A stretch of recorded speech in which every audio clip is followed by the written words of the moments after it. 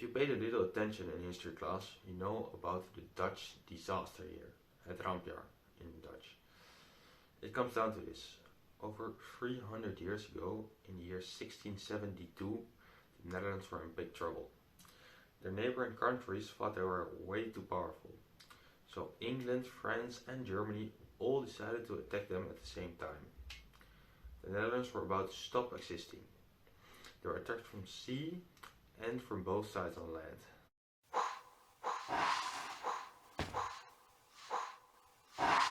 There was really no hope for the Netherlands. Or was there? There actually was hope. And only because of one man. This man.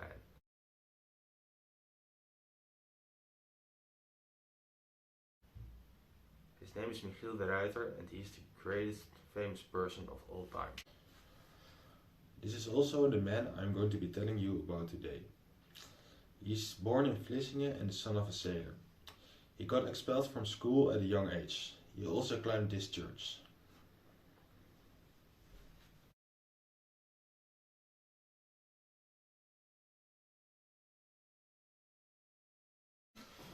When Michiel was 11, he went working at a warship. That ship sailed all the way to South America. Working at that warship, he experienced the most crazy things. He sailed all over the world. He joined the army and he fought in wars against Spain. When Michiel was only 16 years old, he got captured by the Spanish army. However, this was not a problem.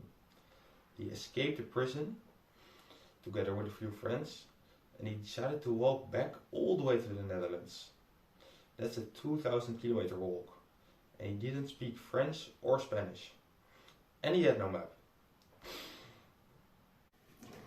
But this isn't why Michiel de Ruyter is so special. After he got rich by trading goods and hunting whales, he wanted to live a peaceful life on the land with his wife. This would have been possible if the Dutch captain Maarten Tromp, a very important man, didn't make a small mistake.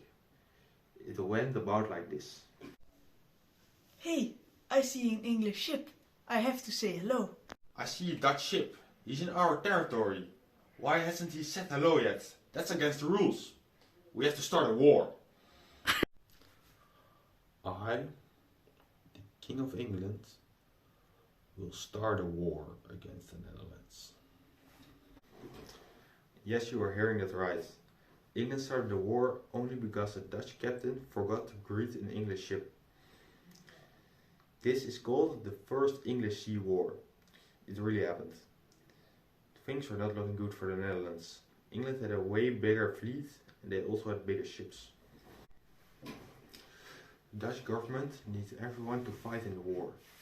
They also asked Michiel de Ruyter, who decided to leave his peaceful house and helps with fighting the war.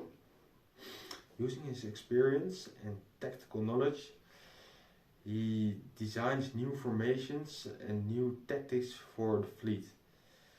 Using those tactics, he wins several sea battles for the Netherlands.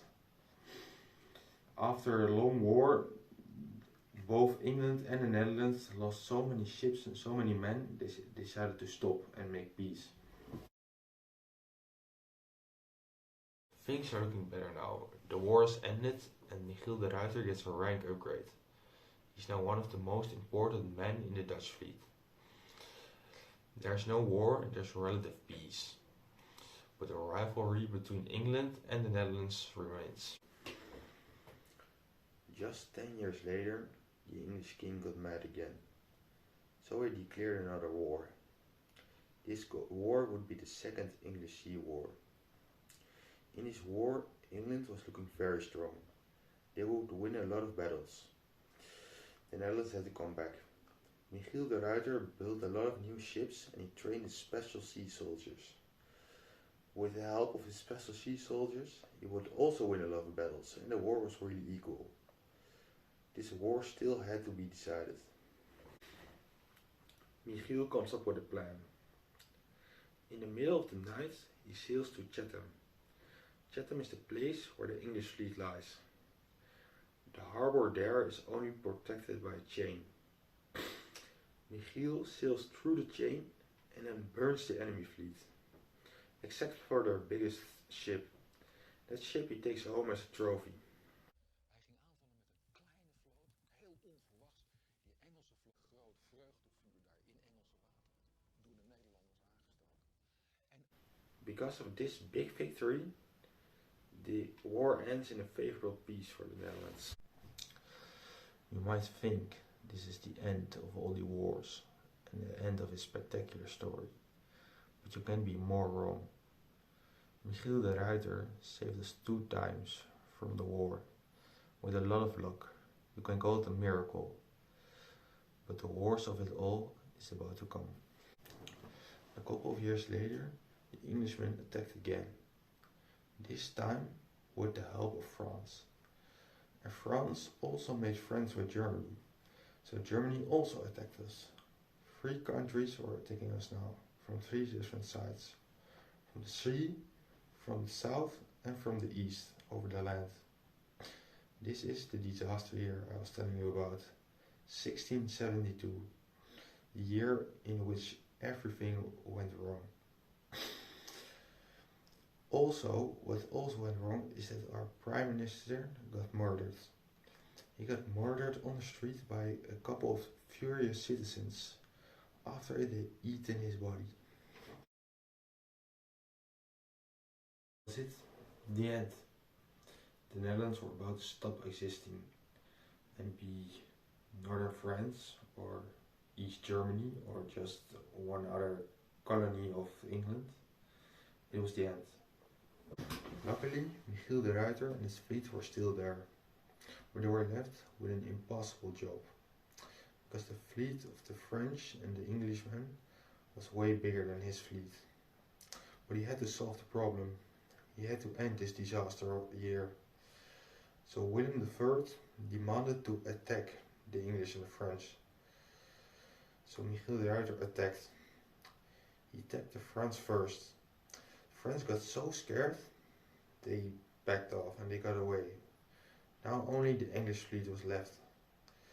After an intense fight, the English fleet went home. They were defeated. The Netherlands got our victory. You might think this is not the end.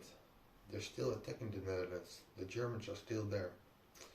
But because of this big victory from Michiel de Ruyter, the Germans lost their confidence and also backed off, so that the Netherlands could live in peace and rebuild their country. To finish the story, I need to tell you that sadly Michiel de Ruyter 4 years later got hit by a bullet of a Spanish cannon and died shortly after. But always remember this man as the best famous person the Netherlands will ever have.